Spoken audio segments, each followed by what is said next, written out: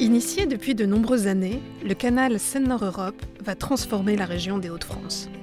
En reliant le réseau fluvial français à celui du nord de l'Europe, il va permettre la navigation de bateaux à grand gabarit.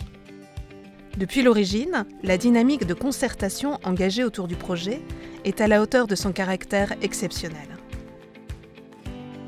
C'est à travers un dialogue continu et un engagement citoyen fort que le canal Seine-Nord-Europe écrit son histoire.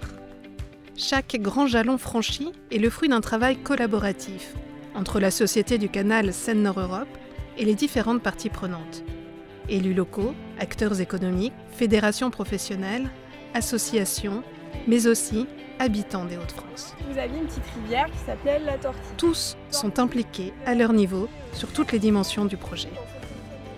Du débat public dans les années 90, au premier coup de pioche en 2022 dans l'Oise, en passant par les grandes périodes d'études et de consultations, ou pour sceller des conventions majeures, la participation a été, et restera un moteur du projet et de son succès.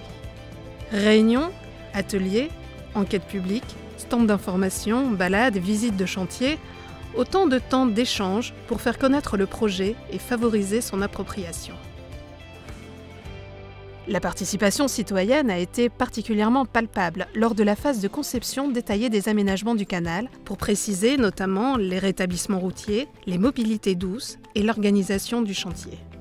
Elle a fait l'objet d'une large consultation avec les acteurs territoriaux et les habitants entre 2020 et l'été 2023, et également lors des enquêtes publiques environnementales de 2020 et 2024.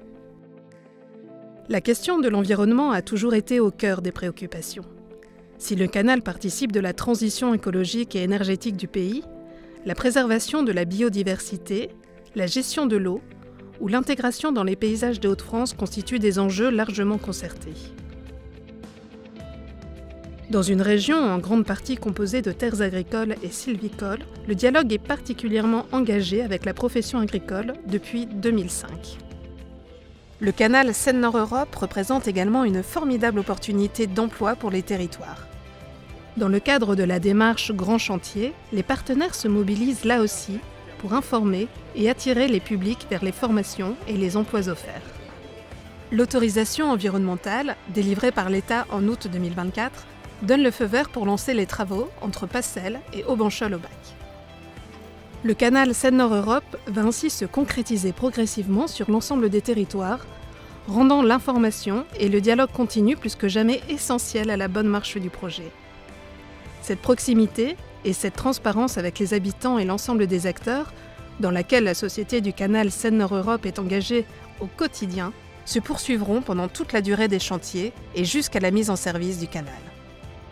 L'aventure continue.